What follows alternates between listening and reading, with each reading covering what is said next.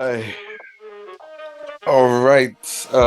As we speak, Niger is 7 points on top against Mali. 3:45 left in the second quarter. Anyway, Let's see how it goes. let's see how it goes. And Okiki just knocked a three, so we are looking good. Okiki, our leader. You could carry your hairstyle for there, so now my mad people now they recognize themselves. Now mad people they read. You did your body. So we will look like fresh boys now. Person like Ade. Ade looks like fresh boy. Let's not generalize. Yeah, let's not generalize. It's all good. I'm used to it. Anyway, welcome back, guys. Hey, I'm not going to do any formal introduction. I'm just going to cut into this. It's been a while since we had our pod, and it's all Valentine's fault, but hey, I'll take the blame for it as well. Anyway, yes, exactly. Remember the last time we had a conversation? In fact, on the pod, I made a comment saying if we go offline, it's your fault. So you said that happened. Yes. And man, half time you're sorting yourself out, so you can't put that on me. I don't care. That's the story I'm living with. So that's what you're rolling with. Exactly. Yeah, on today's episode, we've got the Tigers there, the man himself behind the page, the guy that's been, getting all of us on the groove. Like, he's telling us that, hey, Nigeria basketball is here to stay, even with all the madness that is going on. Well, optimistic. Optimistic. Thanks for joining us, man. How you doing, brother? You're welcome. Thank you guys for having me. It's weird now. Like, I'm the one coming on your own thing. Normally, I'm the one talking to people now. But so yeah, I don't know if me too. I'll try and like host as well. I'll just sit down now. Yeah, we are just gisting. We're just gisting. As always, we are just gisting. Yeah. So chilling. Honestly, took a brief hiatus, like I told you earlier in the year, but especially since we came back this summer, and your boy Kenny picked me up, and he's come with a lot of ideas as well. So he's been keeping us busy recently. Yeah, it makes a lot of sense. Kenny is on their necks. He's pressing. He's not playing. He's not playing with MVBF at all. No. Bruh, every time I see a post, I'm like, guy, what is going on? Every time he sends me one and he's like, oh, this happened. I'm like, at the point I told him, should we wait? Should we hold this one? He said, no. If we allow them, that's when they will continue. I said, okay. Apparently, that's what Nigeria basketball needs. Like, you have to keep on pressuring them, because when the news came out that these guys were going to go by road, so the previous tournament, they actually went by road, the first edition, because I had a few guys that were there, like always. And hearing that they were going to go by road again, just made it made me think about why do we actually do this as players? Why do we do this to ourselves? Because I feel like we've gotten to a level at our careers, at least the guys on the team at their careers, that they should be held at a pretty high esteem, regardless of whether they've played internationally or not. You have to give them that kind of respect. You're not going to tell any guy coming from abroad that is going to sit on a bus, going to Mali, going to Cote d'Ivoire. Like, it makes no sense. It makes no sense. Why do you blame it on the players? No, I do not blame it. I used to blame it on the players, because I feel like we have to ask or demand for more, because back then we always the talk of we're not good enough to play at the international level. Now we've shown up, at least in different sports, different opportunities that have been given to guys that, okay, we can actually step up and play. And you see these boys putting their best, putting themselves on the line. You have to demand a little from the organization as well. Maybe because they feel like they have something to lose. That's the problem. That's the mentality I that think I don't it's get. also that Nigerian mentality of if an authoritative figure has told you, "Oh, this is how I do anything," you don't want to come and be the person that's saying, Now, I think this is where it becomes an issue. Let's say me and you now decide that no, we're not going to take this. We're not. We demand that we need to fly. Yeah. Me, I want to fly. Yeah. So they will now take it as okay, we are too big. And the problem in that situation is that they look to the next person. Yeah, because everybody is hungry. Exactly. Immediately, the next person is like, "Oh, I'll take it. It doesn't matter." Yes. So it almost seems like our effort is null because if it's given to the next person, they'll take it. They don't care about whether they have to swim there or they have to walk there. As long as they're given the opportunity to wear the jersey, I think they'll take it. So that's where the problem is. Because me, personally, I'm not going to lie. I know if you go do that road journey, Nah. I know if you do. I know if you do. Normal travel. I know if you do. Yes. Because you have to treat me with some dignity. You can't be telling me that I'm wearing representing my country, putting green, I'm white, wearing green, and then I'll be using bus to be going to tournaments. Say what happened. Now you guys have to be able to afford plane tickets. Yeah. If the news didn't come out, I wonder if they actually would have still gone. But they decided to fly. Okay, they were able to do it last minute. I think it was around 2 a.m. that they flew to Rwanda yesterday as well. Yeah. We arrived on the same day and we're watching them play right now. So respect to the players. Wait. How did they arrive to Rwanda? They had a stopover. They flew over. I think they've stopped at Ivory Coast, if I'm not mistaken. Yeah. Come on, I don't know. They stopped at Ivory Coast. Yeah. How many hours layover was that? I don't know. I have no idea. I don't know. But I think MBBF as well, it was pricing and last minute stuff. So that was the flight they could find them. These guys landed and we're watching them on the same day that they just landed in the country playing against Mali, which is a difficult 10 points up. So 10 points up, yeah. So it's looking good right now. It is looking good. But my other thing now is if these guys should be successful, it's also NBA beautiful like think that so this is how we can run our things and you guys still win now. So they don't need to change anything. That's how they will keep running their things. If we continue to be successful, even with horrible or less than useful conditions, well, I don't think we should. Don't you think we can hold them hostage? I'm talking about the MPB field. Like, don't you think at one point we can hold them hostage where we put them in a situation where we have gotten to where they want us or they didn't really think we can get to? I don't think so. It was us that got there. I don't think so. There isn't been most of the players who still play in the National League they've not outgrown that system. Regardless of the fact that you play in the National League, there's a mentality you should have, like you're a professional. You get paid to play. But a lot of guys still feel like people are doing them a favor, And once you have that mentality, you always want to bow and say, this guy don't do this one for me, don't do this one for me. It makes no sense. Only a handful of guys will tell people that no, I'm not going. Okay, for example, someone like Koinsola who has played in different leagues around Africa, he's not going to stoop down to the fact that, okay, I want to represent Nigeria. At least I've been out, I've seen other places. And for some other players too who are well to do on their own without basketball, they can sit and say, I'm not doing this.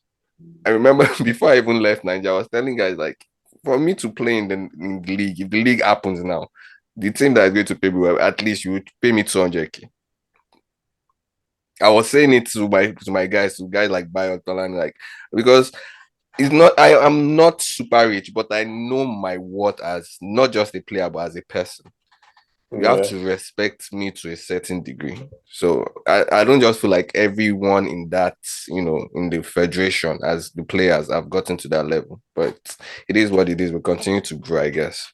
Yeah, I agree with you. Yeah. Also, you got the young guys trying to prove themselves as well. Like someone like Abel, this call up for him would definitely help him in whatever he's. Man, Abel is something else. I have to cut you off, but man, Abel is something else. I've been following him since I think something around 2019 or something. That's when I really got to know who Abel.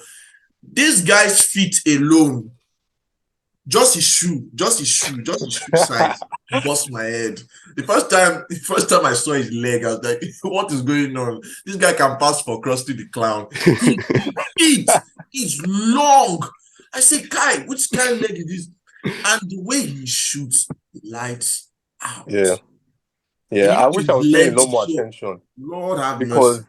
With Victor out, I thought he would get a lot more like usage, especially on the perimeter. I wanted to see what he could do, but hopefully in the second half we'll get to see a lot more.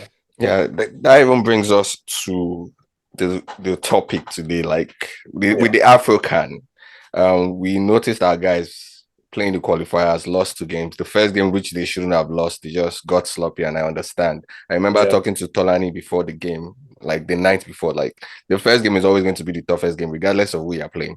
Because one, you guys never even gel. And chemistry is off for one. Let's even get that out of the way. But like I always say, professionals will find a way to make things work. They just lost it in the last few minutes. Then they ended up losing to Ivory Coast, which I also felt we could have won. At least going into the third quarter, it was tied, and just a little back and forth that shouldn't have happened. The minutes Ivory Coast got 7 points up, then they began to extend the lead, and we couldn't just keep up. But what's your biggest takeaway as watching those games and now leading up to the main tournament where they're playing at the moment? What's your biggest takeaway from those games? Oh, I'll agree with you in the fact that the first game is always the toughest game. I think during qualifiers, I think we lost every game we played. That was the first time. Like every time we landed and played our first game, I think we lost, and that's how we went to the African. So I wasn't surprised to see that happen. It's been the case for the past year. It was sloppy in terms of, I know you watched it as well, in terms of turnovers and ball handling and everything. It wasn't what we expected to see. And I was hoping that these 5 days or 4 days or so that they were able to use in Lagos for camping would help them. It's the same team again, with just Victor leaving, Ade coming. So same guys, there's no excuse in that. Oh, you can't say we don't know each other again. You practice together, not as long as you would want, or if you didn't get like a full camp, but this Africa, not everybody probably did. These teams are probably playing together. Like the Malian team have probably played together for a longer time than we have. But we've had this week, we've had enough time that we should have with a coach that I think we should trust. Coach Ugo, I think most people in Nigeria trust. My prediction, I wouldn't say we're going to win. As a Nigerian, I hope we win. I don't think we're going to win. I think our talent level, even though most people hate on the talent level, saying it's not on the same level as abroad, like you said. Most guys say that these guys can't make it against Mali. When I was speaking to one of my guys, it was like, they'll twack us. I was like, we'll see now when we get there. I mean, what's the score now? We'll see what's going on. I think our talent level is high. Why wind it? We shouldn't be in town. We got the wild card. So let's be a wild card. That's exactly that's the name I expect us to be in this stage. Like a win like this, and if we are able to win the second game, then honestly, it can go somewhere far for us. Yeah, for sure. I'm super optimistic. When I saw the first game, I was like, yeah, this thing makes sense. You are always optimistic. Nah, man, that team, time that you look at your that team, they look like they have it. Like when I watched the first two, I was like, yes, this is, the only thing I always ask of our squad when we go international, I'm sorry, you have to excuse me, but I don't know what our league looks like anymore, because around the time, the league that doesn't even exist. Yeah. But where I'm from, one of the different ways to make an impact is what I see that we lack in the Nigerian basketball scene, especially when we are playing internationally. Because I feel like we have this need to comport ourselves and look a certain way. And sometimes it affects us in the game. Third quarter like this, because we're doing well in the first 2 quarters. I'm talking about the first game specifically. First two quarters, we're doing well. But when the third quarter comes, you can see a certain type of energy that the opposing team brings to the floor that we now start to like. It's like I said, we are shy. See, when it comes to talent, we have it. When it comes to quality and depth, I believe we have it. As a matter of fact, I'm optimistic that we can win. But I need somebody to show me something. There needs to be a certain level of ginger that takes people off their seat. Who do you think on that team? Who do you think on the team can show you that at the moment? Okiki definitely. Definitely. See, when he starts to hit, the only thing I don't like about, which I don't know him, which I can't say anything about him, but the one thing I feel like doesn't make me about him as a fan is that when he starts to hit, he's still quiet. Why are you quiet? Why are you quiet? Like, why are you calm? The fact that I understood that even though I say like I understand exactly what you mean. Why are you quiet? Okay, has that thing. He's the one person. Well, I would say that there are a few others, but him to me, and is obviously the leader there. And when he starts going, Lord have mercy, when Okiki hits, the way he goes is like nothing can stop him. But the thing is that he does it with a certain level of swagger that he keeps. Why are you keeping quiet? You are in Nigeria. You make noise. Yeah. Put the fear of God in the opponent. That's all. Yeah. I'm asking for someone that will put the fear of God. That's all we need. Because it just seems like they are going back and forth. We're dragging with them. Oh, you go first, I'll go second. Yeah, we don't need that. We need to stop them. Like once we hold them by the neck, press them, finish. That's all. And Okiki can give us that edge. Yeah. That edge. We need that edge. Because I feel like personally, yes, I understand that everything is marketing and the way you comport yourself to international media. But you also have to understand that, man, sometimes we see some players in different leagues and we wonder how do these players even survive in terms of how are they even still in the league? True. These are the questions we ask. We ask ourselves, how are they still in the league? We say, oh, he's not a very good ball handler. Oh, he's not a very good shooter. Oh, he's not a very good that. But the question remains, how is he still in the league? These are the things that people do that guarantees them spot. And this is not a case of guaranteeing anybody's spot. This is a case of winning. These are things that I feel like if we do, man, it take us to the next level. Because we're already there. We just need that little edge. Okiki, take us home. Yeah. I think he's the main leader on that court, actually. With Victor leaving, who was a very good perimeter player, I'd say, for us, really. And he got I think he was highest scorer in the qualifiers for us. Yeah, I guess so. Now it's a lot more pressure on him, and he has to. I hope he attacks more, he shoots more. I think sometimes he takes the point guard role too much that he's like, oh yeah, I'm just a facilitator. But when he's heating up and when he's going, we need that sometimes. Especially when everybody else isn't pulling their weight or everybody isn't performing on that day. Well, so far I think he's up to 8 or 10 points at the moment. So he's definitely looking to score a little more. Other guys I feel also need to get some touches offensively. I think Koinsola has not been in an offensive rhythm from the qualifiers up till the tournament. I don't think he's played so much in this game. With our bigs and the way we are structured with our forwards, it's really difficult to have like a dominant or a consistent player who is a forward that will always get us plays. But from our guard slot and wings, we can always get something to work. Moving forward, man, we've got AfroBasket, the women's AfroBaskets coming up, and yes, we saw something shocking. Like extremely. Less than a month to the tournament, the back-to-back champs are hosting tryouts for the team.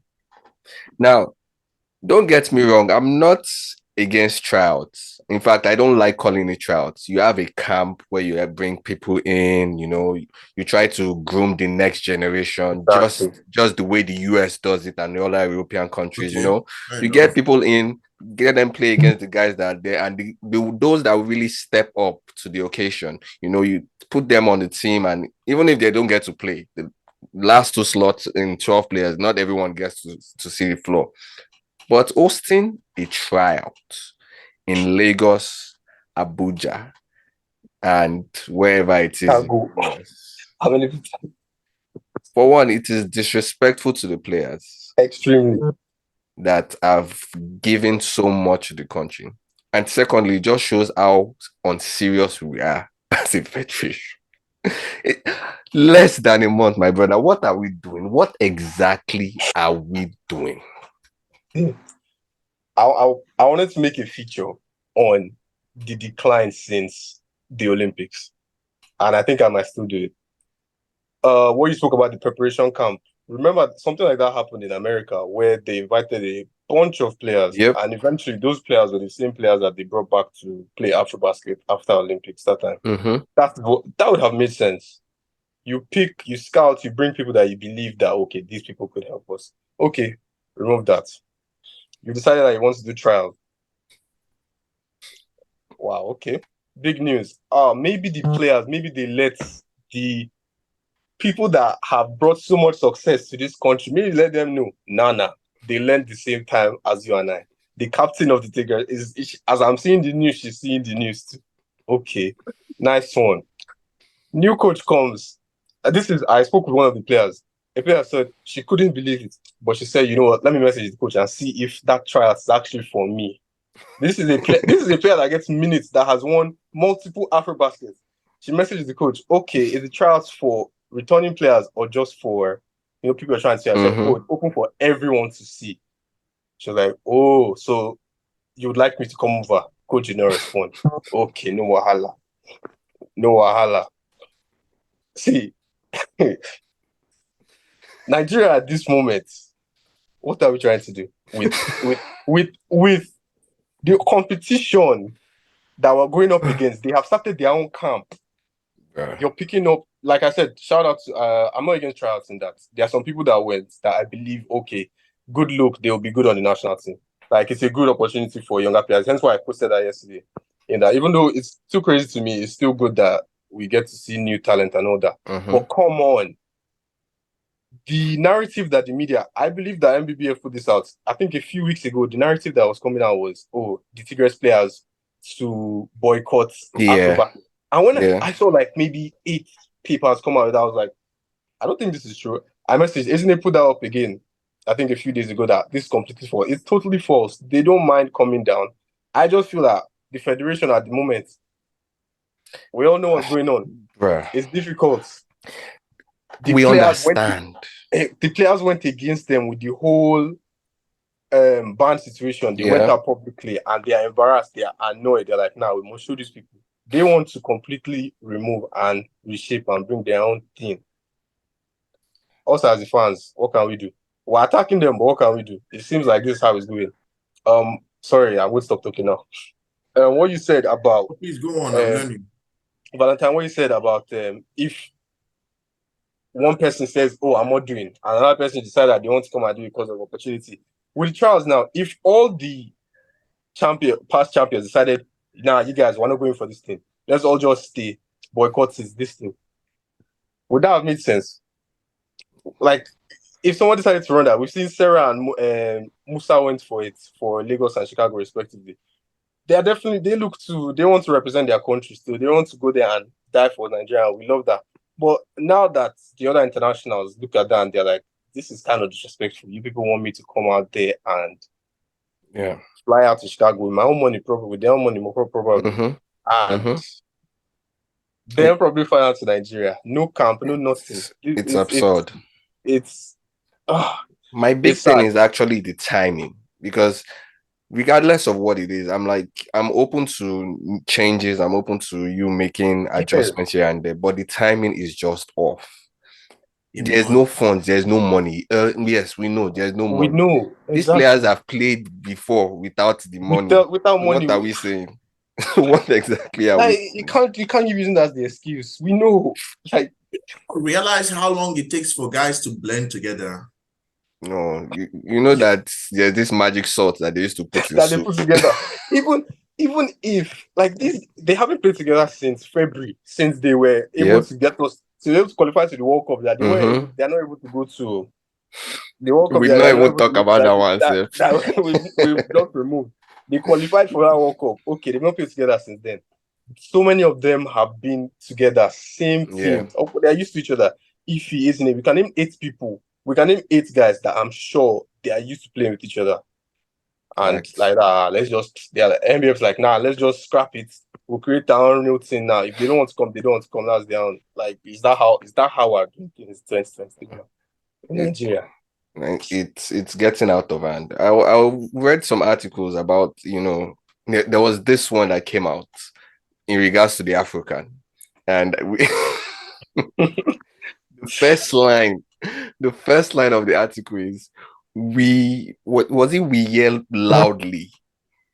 From this was MBB. I have to check it out because I need MBBF media post. MBBF media. Honestly, whoever is behind that page, we need to do an investigation. I need to know who that is. Let me bust your head. Speak to him more. Like, what's going on? I know who is behind that page. You know who's come on. What's going on? I think everyone in the media space back home knows who is behind that page. And he's I think by 2 a.m. as I was speaking to you, 2 a.m. this morning. Right. Okay, they posted something again that they reported that the team has landed. They had not landed by that time. But I think the reason they posted it by 2 a.m. was that when people wake up, they will see it online and they would have landed by then. Okay. And it was basically praising Kida all over again that we thank Musa Kida for his help and this, and I'm like, was this post just posted to praise? Oh my God. Kida? Remove that one. Lord. The one where they said MBBF is responding to reports that MBBF might miss out. MBBF is telling us that we're waiting to see what will outcome. Oh my God! I'm surprised though. Oh my God! This is not something we should laugh about, but it is disheartening that we actually get to see things like this from a body that's supposed to govern sports. I've always said this, and I think what's his name? Ade Akindele of B-Ball Nigeria has always talked about it. Like, you need private business owners in sports to make it work. Yeah. Because they will see it as a business and not just helping out people that want to play sports. Anything the government touch turns to dust. It turns to dust. And not even in Nigeria. If it was somewhere else now, we would have said, okay, maybe we'll manage. But we Nigeria, can manage it, but not here. No. They run it the way they run the civil sector now. If they pay you, if they don't pay you, you keep it moving. It just happens. I mean, look at NFF. I don't know if you guys have seen NFF. Oh, that one is ugly. That's a whole different case. And then oh man, it's absurd. It's honestly absurd. But Ade, I wanted to talk about you picking up the mantle of going into journalism and kicking off with the Tigers then. What really prompted the movement? I'm a journalist. I mean, is it journalism? Is it? I don't know. See, when I started this podcast, that was the first. In fact, my first intro was like, "I'm not a journalist," but but sometimes when I make a post, I'm like, this kind of seems really journalistic. Like, man. But honestly, it was. I'll give my shout out to Eagles Tracker. Their page was actually. I was obviously huge as a Nigerian. You like football normally, like football is always there.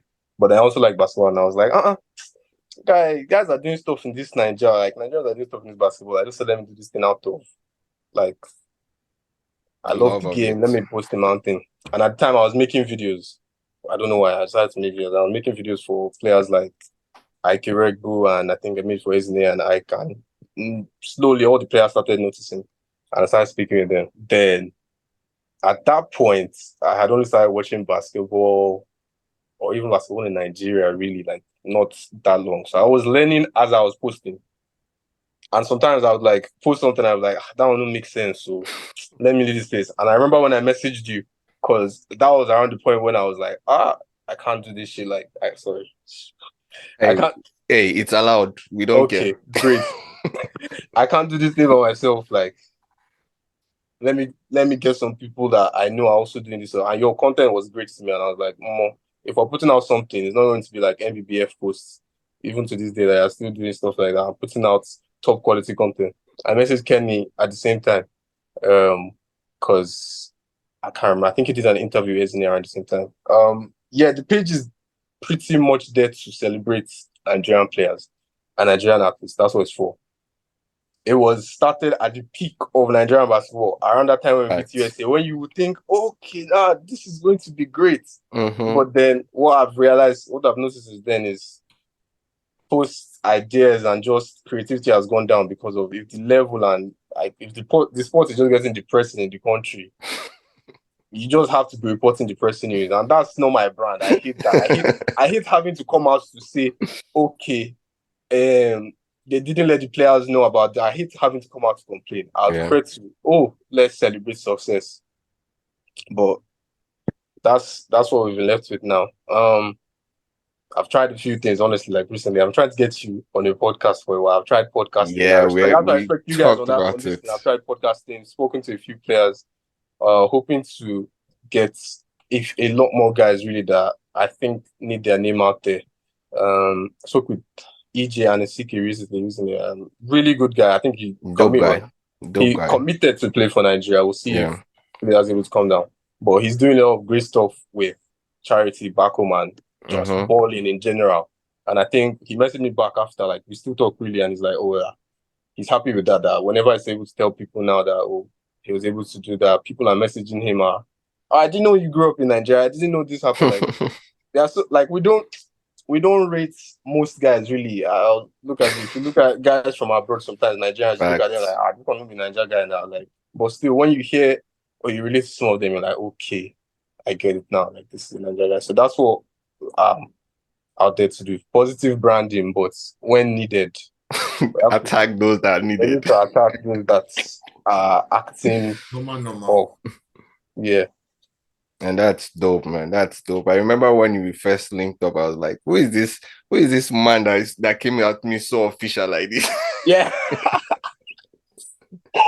I need to go and check out the post, but I feel it was like so formal or something. It's funny enough, that's the way this madman on the screen also. I was about to say the same thing.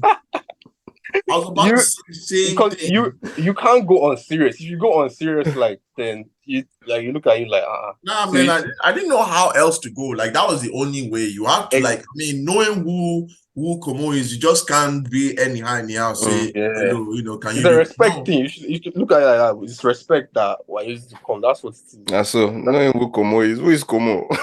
Como has not cashed out. You say who is Como is. I beg you. But for real, it's dope seeing what you've been able to accomplish over a short period of time. And I'm glad to say that I know you as a person, and we're able to continue doing this thing together. It's really something I hope we can do for years to come and actually change the way the system is back home. Because that's the main thing. Because the reason why we do this is because we love the game. Yeah. And the only way we can appreciate it is if things change for people back home as well. You can't just sit down and just be chilling with NBA, Euro League and all. Make our people it gets too boring sometimes. Like, I can imagine how many other pages and this are reporting the same thing. Exactly. Sometimes you just want to see a specific thing. I want to say to you, like, okay, that's cool. You might not have time to keep up with what I'm trying to find a player off the top of my head. You might not have time to keep up with who. Okay, if Ochai Agbaji had like 20 points or something, or if Jordan should score like 50 and you're like, ESPN or something isn't carrying it. You're like, this is another guy that's carrying this thing. Okay. If you see a Nigerian kid making it like James Naji, making it to the NBA now, you need people to celebrate. You need your own people to know they're out there and appreciating you. Hence, with the All Nigeria Awards, that was basically all that was for. It was appreciation of people. It was nothing else apart from that. And I was so happy that a lot of people feel happy just from being able to, like, up there. I respect it like Don't that. worry. The next one is going to be big. We'll talk for sure. Hopefully, please. Real talk. We'll get I'm some trying to things make it going. comfortable. Yeah. We'll get some things going. Before we round up, let's talk people in the big leagues. A lot of trades have gone down in short period of time. I think the one that stands out to us the most was Gabe Vincent going to the Lakers, which everyone, I think, even before the playoffs ended, I had to put up a post that this guy has secured the bag this offseason. Yep. Nothing. And Miami were trying to play with him. And then he just did that. Like, nah. Miami were trying to offer, I think the report was that Miami were offering a lot less than that. I'm guessing because they're trying to secure another superstar. Yeah. Maybe that plays in Portland, maybe. It's not maybe. That we know that is what it is. But yeah, I think they give up for that one. Magnificent move for him. One thing, when I saw the Lakers, I was like, well, that's great, because obviously you're playing with the GOATs. Are we in agreement with that? Playing with the greatest. Maybe, yeah. I have him as 1A, 1B. I don't even argue with anybody anymore. He's 1A, 1B with Jordan. Okay, you're playing with LeBron. He's going to get minutes.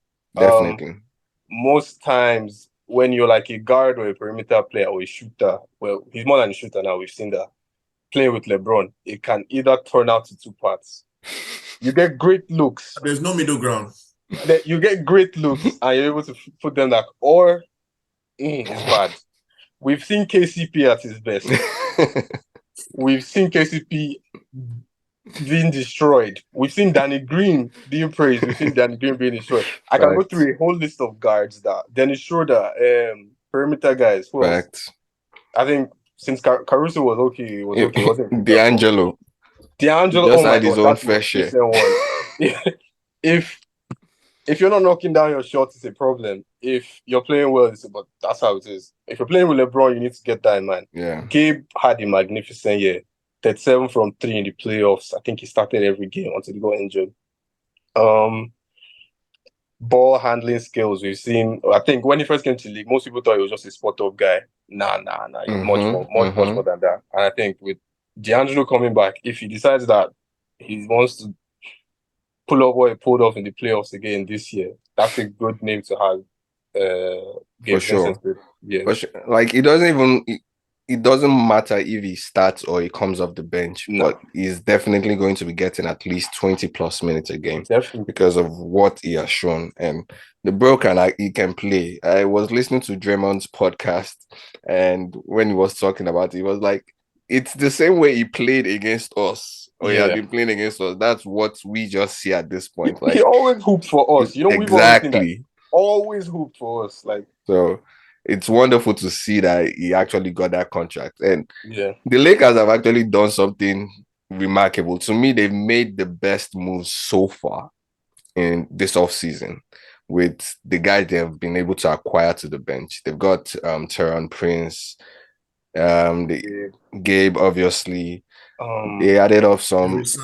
They got a center, wasn't it? Reeves. Yeah, they resigned Reeves. That one was not leaving for anything. If he had left, then they'll probably kill Rob Pelinka. But they got a few guys that really stand out, at least as role players. Those guys are going to be decent for them. And obviously, we've seen the Phoenix Suns go on there. But hold on. Their bench is looking decent. Their bench is awful. It is looking decent. No, they filled it up this year. It's not bad. Yeah, it is looking decent. You can't just say with who. These guys we know these guys coming off the bench are not. You're not looking to get 20 points off the bench. Exactly. You just need your 10, 5. Yeah, we've seen what this nonsense can do in the playoffs. Yeah, they might, I don't know. Yeah, they'll definitely kill during the season, but how does it work in the playoffs? It doesn't work that way. When I saw the Bill trade, I wouldn't lie. I wasn't like, but the hooper, but I wasn't like, this is. To me, the guy is overrated anyway. So I don't see what the hype is about. The guy is overrated anyway. I don't think he has done anything necessarily significant in his career that we can really point to. He's a scorer. Except that being he's an elite scorer. When you are giving the ball 50 times every game you have to score one way or the other. You can't tell me as an NBA player. He's there with another scorer, two other scorers. That's where we really know. Like they got rid of. Obviously, they had to get rid of Chris Paul. That will go around later. Campaign a pass first pointer. Nope. He's not like they don't have any facilitator out there. I think they got Eric Gordon as well. Yeah, they got Eric Gordon off the bench. Yeah. Watanabe from Toronto. Oh yeah, I love Watanabe. That's a very good pickup, I think. Yeah, the glue guy. I need to understand. Are you putting the ball in Devin Booker's hand now? Definitely. It has to be in Devin's hands because Devin is I won't say he's the only guy that is going to willingly facilitate, but he's the guy that we need to facilitate if they're going to have KD and Bill on the floor at the same time. Man, can we go back to the days where people had to play basketball before we can evaluate? Because all this super team, and this is the worst super team assembly in my life. Honestly, are we calling it a super team? I don't think it's a super first team. Anybody that starts one thing I hate with all these big trades is after the trade happens, then next thing you know, we are hearing that they are picking them to win it all or win it. Oh no, that's anyone good and well, that's not going to be the case. I'll be surprised about that. Respect God, they were able to get Josh and Metu. I think Metu at the pickup. It's a big pickup. You say he's similar. I think he's similar in that. Well, he's more perimeter savvy than DeAndre. But if you needed 18, who has caught so much flack recently because of he doesn't have that. He should be out of the league. I'm sorry to say. Yeah. I used to love his game coming out of college, but after the years, man, it just seems like he hasn't developed. He seems like he wants to be a power forward. Like he doesn't want to play. Like you see the guy, 7 foot. This guy is massive. You should be out there dominating. Right, and that's his nickname, dominating. But he's not. He's just like playing so casual, and I think it's that finals run that got him. It makes got no sense. him in his head that I'm doing something. I think Metsu would be. Hopefully, he can push him. See, man, take it from someone who always have some coaches issue, which is quite ironic for someone that they also call a coach's pet. What Aiton is going through, I kind of understand. Enlighten me. We can say that he's supposed to be doing much more, like 100%. I didn't even think, I'm like looking at him, I'm like, your ceiling is so much higher than this nonsense that you're playing. But the coach has not a lot of blame, but a lot of contribution to why what is going on is so. I would say so. From someone who has, because, man, whatever happened those last few the playoffs, it pretty much told us everything we needed to know. About the Phoenix Suns, It pretty much did. We will never know now, but when careers are over, years are gone, we'll finally hear his side of the story. I don't want to hear his side of the story. Honestly, I get that, but we still need him. Well, Phoenix need him to be something else than what he's shown recently. I absolutely feel like he won't be that something else. I don't think he can. It's insane because if you look at someone like Bam Adebayo and what he gives to Miami, and you ask for a quarter of that from 18, because you don't need to do so much. You've got KD, you've got Devin Booker, you've got guys that will come off the bench. At least their squad, I would have said their squad last season was okay enough to have a good run in the playoffs.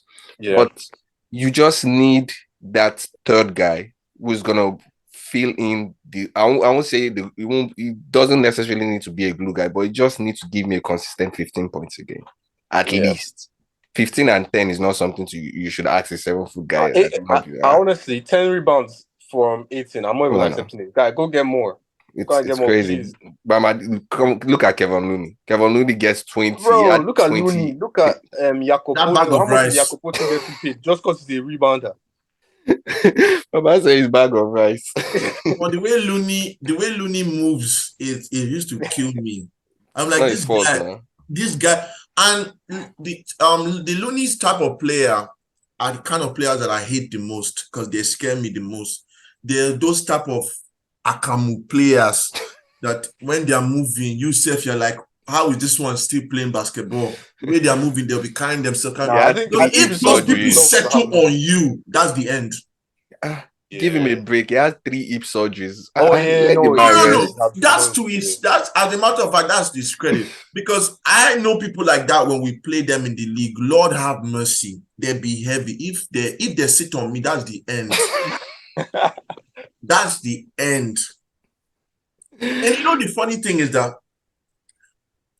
like, bringing this close to home, when I look at someone like Looney and knowing like some of the guys that we play in the league here, and I'm like, these guys are heavy.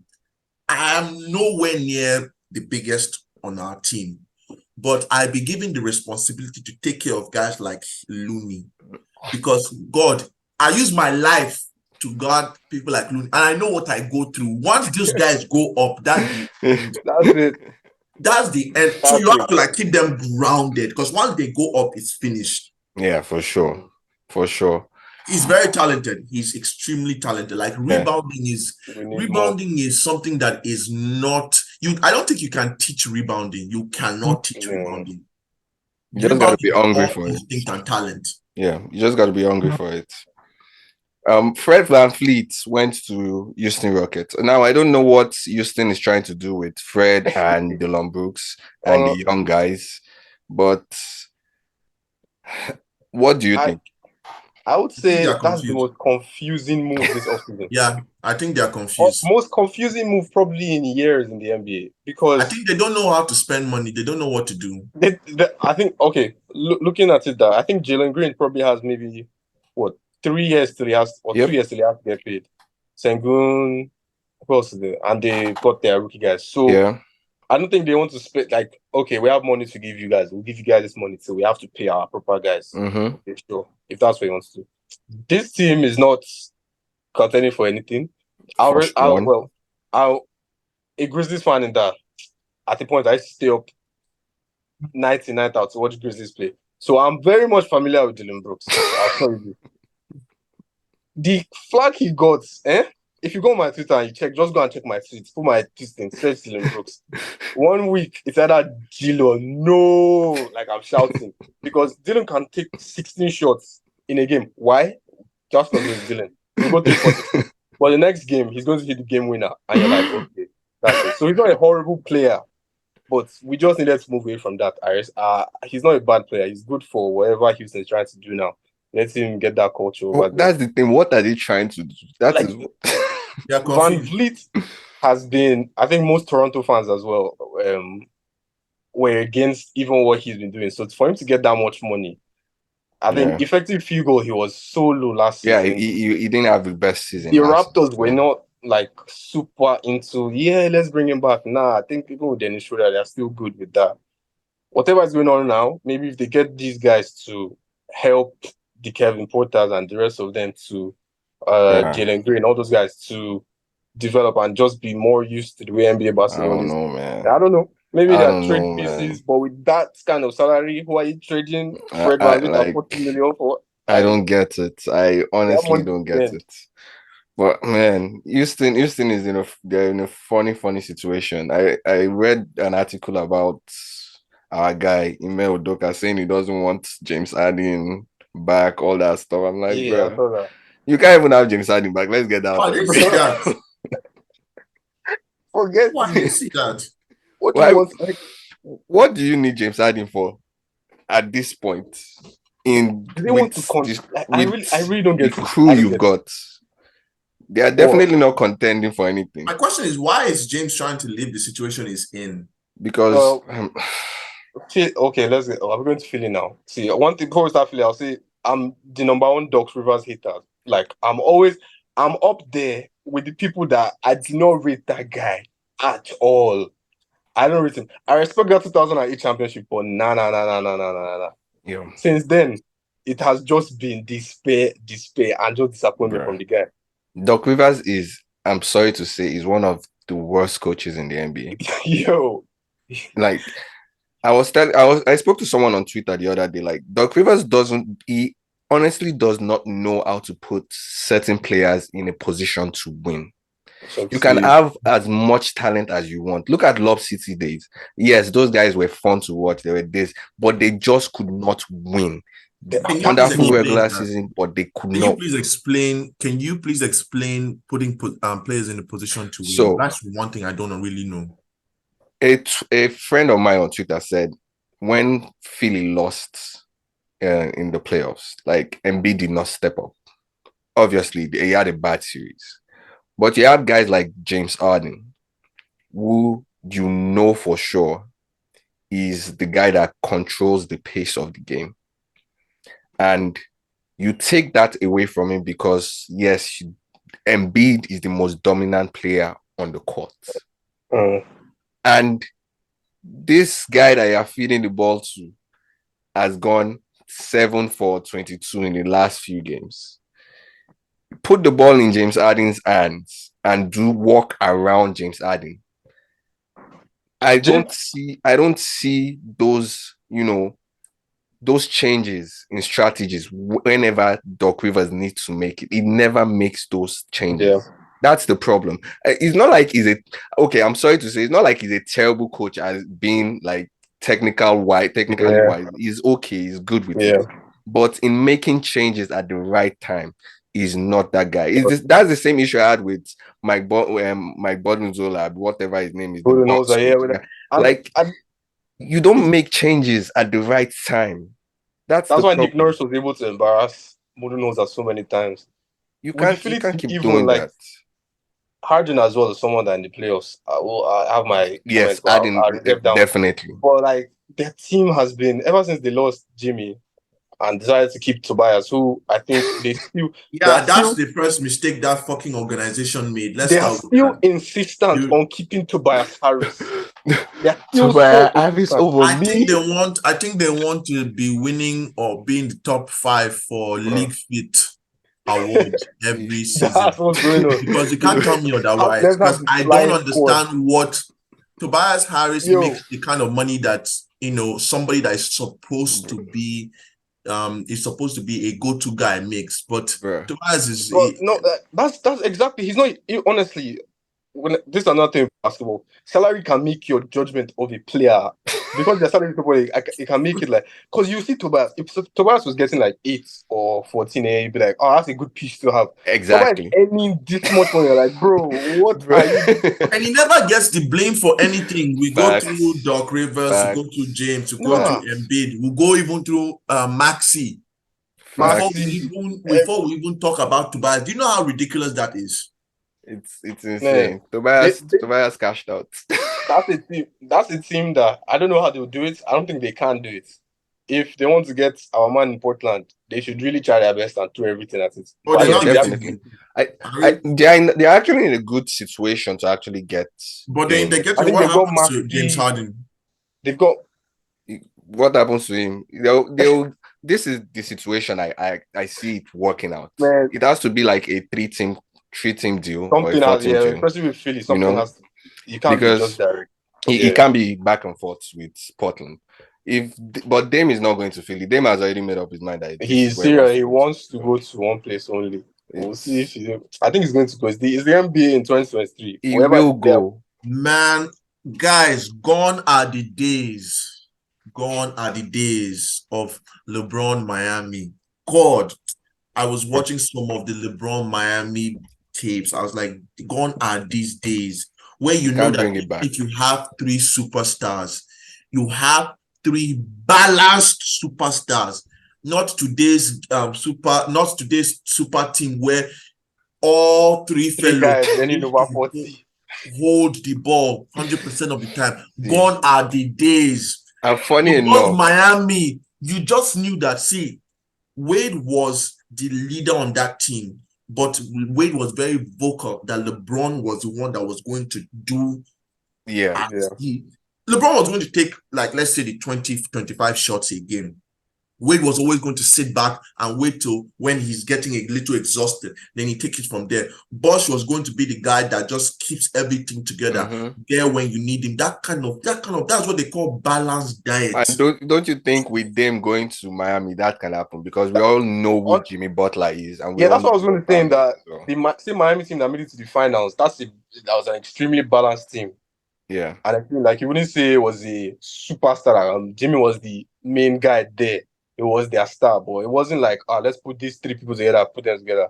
I could see it happening. I would have seen it happening if they didn't lose Gabe so early in the trade market. That was one thing I was looking at, like, with all these things. And Strus. Like, you lost some pieces that you could have just thrown at Portland, and they'll be like, okay, yes, let's take it. But now I think it's Tyler Hero that's a good piece you can do. They don't want Tyler Hero. They've said they don't want Tyler Hero. Portland will be serious. They're not taking any rubbish for them. They will be serious about it. That guy has spent his lifetime with them. I don't know what teams can put out the magnificent package. Brooklyn. A sleeper I was going to say was, you said Brooklyn, Ben Simmons. Yeah, they'll definitely send Ben Simmons. They could send Cam Johnson. They will not send Michael Bridges, but they'll send a lot of picks. Yeah. Wait, send him to where? To where again? Portland. To Portland. You don't know that Ben Simmons is now a trading piece. Ben Simmons is I'm sorry to say to my Americans, but Ben Simmons is an embarrassment to American privilege. Is it done? Is he done? Are we like? No, he's not done. Over Ben Simmons. You still think there's something there? Who is thinking there's something there? There is something there. There is something there. Every offseason, Baba is working on strength. Baba, that's what we know you have it. So I don't understand what you are showing us. Man. And then the other one where it starts to see, for me, I'm sorry to say, but I don't think I'm really sorry, because I've given up on him since they play. Because Ben Simmons is just an example of privilege that, as you know, when they overfeed, you know, when you eat too much, when you have too much, that's, you know how it used to be when you eat too much, you don't know how to move, you don't know how to behave again. That's Ben Simmons. Stop. No. There is something there. Like, the guy still knows how to play basketball. It's just his confidence that's got his confidence. Give Ade the money, that half of the money that is making. Tell me that his confidence is going to. Listen, he never jammed. Bobo, understand. The way we grew up is different from the way these guys grew up. Please, I think the thing that annoys me the most is this a rumor or is this for real? That he keeps dodging, like he keeps kind of embarrassing his country's call up every time they call him up. Australia, yeah. And he's always been one way. You see, there's a line that I would draw. Normally, he can misbehave with the NBA, but I think representing your country is where you draw the line, because he has been doing that for years. So I'm not asking myself, why is the country themselves, like, why is Australia embarrassing themselves by continuously sending him an invite? Knowing good and well, he's not going to take it. And not only is he not going to take it, he kind of does it in a way that is what is this? He shoves the country to the side because he's an American now. He's in America. I'm a first round rookie. Was he rookie of the year? Wasn't he? He was rookie of the year. Yeah, he was rookie of the year in his second year. You know, man, all-star. He's a big boy. He's a big boy in America. So we can't. I remember when we were also at that level at the point, but we don't have funds for when we're trying to pull up Spencer Dinwiddie and Monte Morris to come and play for Nigeria. Man, that was the most random. But that was the most random era for Spencer Dinwiddie. What the hell is he doing to our country? And people were debating, maybe his grandfather is Nigerian or something. Bro, they were saying we should go and do ancestry.com. I said, are you people mad? Now, that was a very random phase in Nigerian basketball. All of a sudden, he was applying for our passport. What Kiniko? I said, what happened? With the Nigerians scattered across the globe that are just looking for opportunities. Even Nigerians that will bust his ass, that will bust his ass on the court, like how big. Oh man. But yeah, to round up, we've got James Inaji, went 31 from Makurdi. Nigeria. Makurdi, Barcelona, and obviously in the NBA right now. When he was picked, we saw a lot of posts here and there. You know our Nigeria people. We love success. You carry it to see how we love success. Even some people were saying, now this coach am, now this coach am. And everybody's trying to claim everybody. Exactly. Regulars. We like ready-made. Yeah, as always. But what do you guys see with in a few years? What do you actually see? I'm not even going to talk about the Wembenyamas and the rest of them. This guy is actually a big deal. When he was in Barcelona, was coming off the bench. Very good rim runner, could block shots, get rebounds, all that. Very athletic, long ass wingspan, 7'2", 7'3", or whatever it is. But the guy is very athletic and he knows how to use his hands. What do you see is, I won't say his ceiling is, but what the NBA holds for him? Okay. I was able to watch him play Summer League. You got dunked on, but nasty dunk too. If you watch the whole game, he was putting Wembanyama in jail, really, because my guy was trying to like do all that perimeter stuff he does in Europe. James wasn't taking that. Yeah. And like we said earlier, rebounding is something that is so important. Yep. But at the same time, not every big man can rebound. Wembanyama is not a great rebounder. That is true. James was incredible. That's the thing that has been carrying on for most Charlotte fans that they've been taking from that. Offensively, he wasn't able to get, and I think a few times he was in the wrong spots. I think got called twice for like a moving screen and all those things. Those are rookie stuff now. Naturally. He'll get better. He's playing with LaMelo Ball. And if you're a rim running center playing with LaMelo, definitely you get those looks for sure. They're going to eat. For sure. I think the Hornets right now, their center depth is Mark Williams and Kai Jones, and I think it's probably one more person. All the same build as James. If he's able to be much better defensively than the rest of them, and he can get that connection with LaMelo and Terry and all those guys, oh my God, I think he could be a starter. In terms of things, I see him as a starter in a playoff team. We'll hope to see. I mean, this is someone that was having minutes in EuroLeague for Barcelona. They wouldn't just dash him minutes for nothing. Facts. So I think he's got a lot of potential. That time, let's see how it goes. I hope they Charlotte, is that the best thing for him? We'll see. I think for the first year, it's actually a very good thing because there's no pressure on him for At one, all. and he'll be able to settle and just be himself. He does great things with rebounding, and Draymond also said this: there's one elite skill it is always going to be sought for in the NBA: rebounding and shot blocking. Man can do that. The man can do that. So that he was getting dunked on, but he was going for blocks. Summer League, you don't see most guys. Hey, my guy, everybody's looking for that opportunity. Exactly. No one cares. Everybody is trying to dunk on somebody. So. It's crazy that you see the GM self. You look at the guy that got dunked on and say, "That is the guy I want." He's jumping at everything. Exactly. Yeah. Okay. You can actually go under. Respect. Yeah. But man, thanks for joining us on the show, man. I really, really appreciate you. No really worries, man. I appreciate you coming on. Let me tell you a little about this guy over here. He just finished his second tour, sneaker tour in Ghana, and he's blowing up in West Africa. He's just waiting for money to come and reach his hand so that he can spend it on us. But yeah. International Waters is the organization he runs, a non-profit organization which actually helps caters to the community, basketball community, and we are hoping to grow from there. Ain't that right, Valentine? That is right. I want to just make one correction because I understand that's how we started, but I do not like to associate the organization with non-profit. Because I love this guy. That aspect is my woman's side.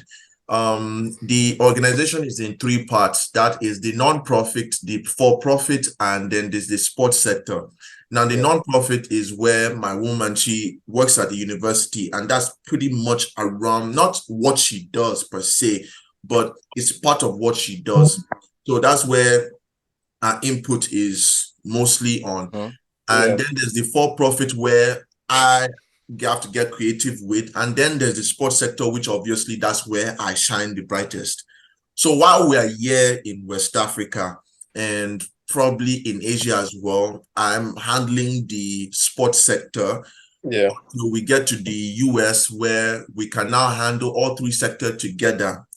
But meanwhile, I do not like that we are being associated with non-profit, because that is not what the organization is. It is a part of money. Money has to be made.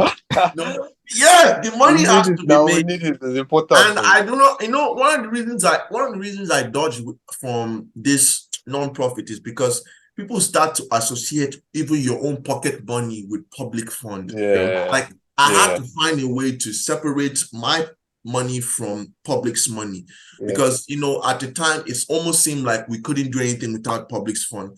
While that was untrue, we needed the help, we needed the support. But then you can't be in a situation where you are starting to take, let's say, your fundraising, and all of a sudden you go get a haircut. Next thing you know, boys are saying, "Oh, he used public money to get the haircut." I couldn't live. Like, I just didn't want a part of that.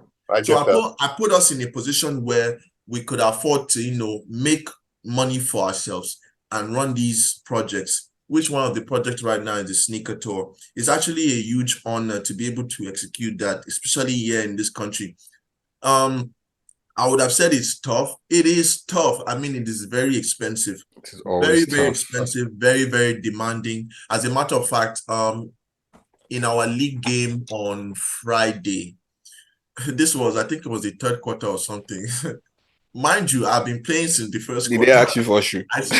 I started the game where the ref, when the other team had free throws to shoot, so I'm there lining up for the rebound. Ref is holding onto the ball, is trying to give the ball to the opponent, and he says, I heard you're the one giving out shoes. Where's my own? I say, Kai, in the middle of a league game.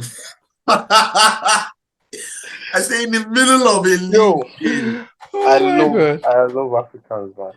We know they hide anything. At all. And I was to be honest, it made me happy because it obviously proved how far and wide the influence your work is going. It's going. Yeah. It definitely, word of mouth is what they see, what they hear. It's going far. It's going beyond, because, like, as a matter of fact, every single court that I've gone to, and I'm talking about, there are a lot of them, and I haven't been to even half of them, but every single new one I go to, they're always, are you Valentine? You know what? I had to come up with this new thing. Please forgive me for those that will actually eventually watch this. But every time they come at me and say, "Oh, you're Valentine, right?" I'm like, "Oh no, that's my twin brother." You have a twin sister. Wow. Vivian. I say it's my twin brother because I try to avoid. You already know what's coming next. I try to avoid. So, like, I was at KFC the other day. I bought my stuff. This guy is sitting with a girl. I'm not sure if it's his sister, if it's his girl, whatever, but he's sitting with a girl. So I sat next to, on the other side. He just said, excuse me. In my head, I was like, it's like KFC. Excuse me. What could this possibly be? So I said, I'm just like, okay, yeah, what's up? He said, I think I know you from somewhere. I was like, celebrity. He said, I follow you. I think I follow you on Instagram. I said, it's my twin. It's my twin. Yeah. He's like, wait. He now asked the girl to give him the phone. Now he opens up his phone and he goes on IG. And he said, what's the name? I said, Valentine. He searched Valentine. He's like, oh yes, see, I'm following you. I said, oh no, that's my brother. I'm Victor. I'm dead. I've tried to sell this story to, like, oh my god, at least 10 people now. You got to pay me for that name. Oh yes, I can't do. Just use it anyhow. I've tried to sell this story to at least 10 people now. Only three have bought it. I'm falling for it. No, like there are legit people that bought it. Like this guy bought it like, in the market. Okay, sorry, my He bad, was my like, bad. he was like, oh, okay, your twin. I was like, yeah. We, we look the same, Mm-hmm. It happens a lot. It happens a lot. So I get that. The hair always be giving me a way. So I just have to try and improvise. Chop your hair off. Join us. When I get there. But all in all, it's really I feel a lot of grace to be able to do this. I say this all the time, that I'm not the first to give out sneakers. I won't be the last. But it's the manner in which we are doing it that makes it what it is. Yeah. Personally, for me, what do I gain from this is the connection and the bond, the relationship that I build with these communities, these different basketball courts. Because when I'm going to these different basketball courts, I'm meeting these new coaches. I'm meeting these coaches that are on a norm. These are big men as well. That on a norm, we have nothing in common. We have nothing to deal with. Nothing. You and I, we don't cross path. But it's just a situation where, oh, you come to my court. Why do you come to my court? Oh, you want to deal with one of my students? Okay, fine. Okay, this is interesting. So it just gives me an opportunity to really get to know the country a lot more, get to know a lot more people before I leave, because obviously, this is not going to last forever. So it's such a blessing. Right, shout out to you though. You're doing great work, bro. Thanks. I appreciate that. All right, update on what we've got. We are 10 points up. Yeah, a few minutes left. Looking like a W. Looking like a dub, which is a good one. Which is a good one. Anyway, before I go, I need one thing from both of you. One player to watch this season. In the NBA? Nigerian player. Player. One player we have to watch this season.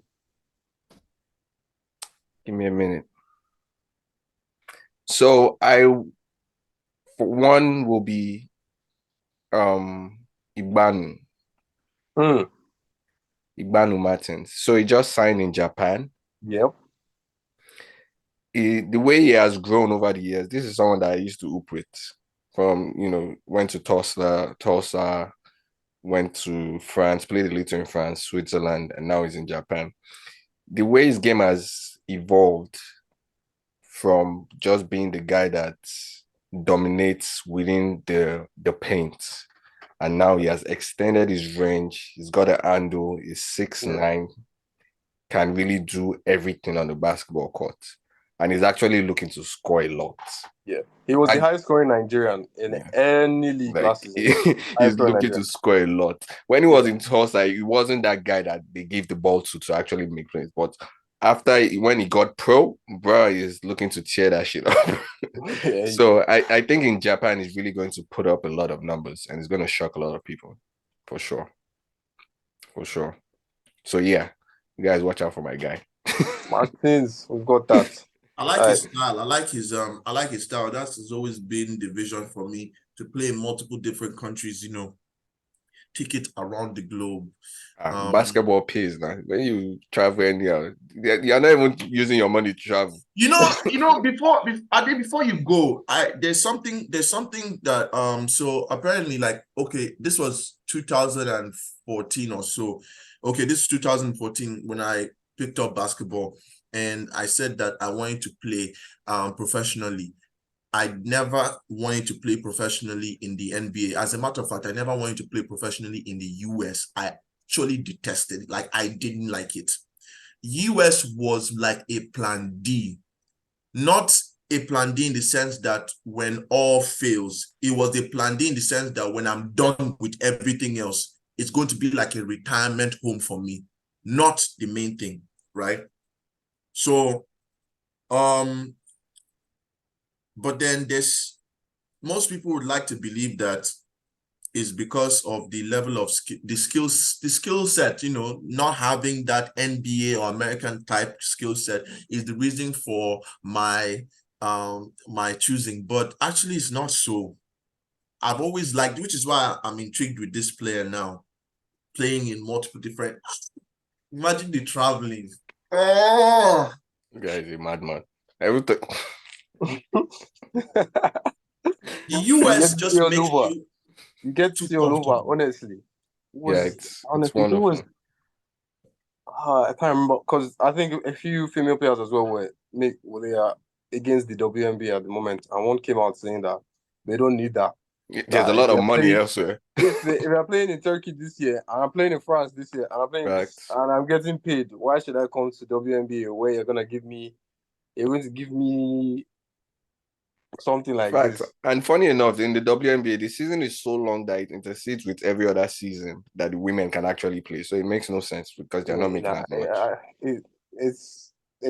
Well, look at, I mean, we're finishing up because we entered this, we've got to another. Yeah, it takes time. Let's just say it takes time. Yeah. But yeah, thank you guys for joining in. Everyone that's going to watch, you know what to do.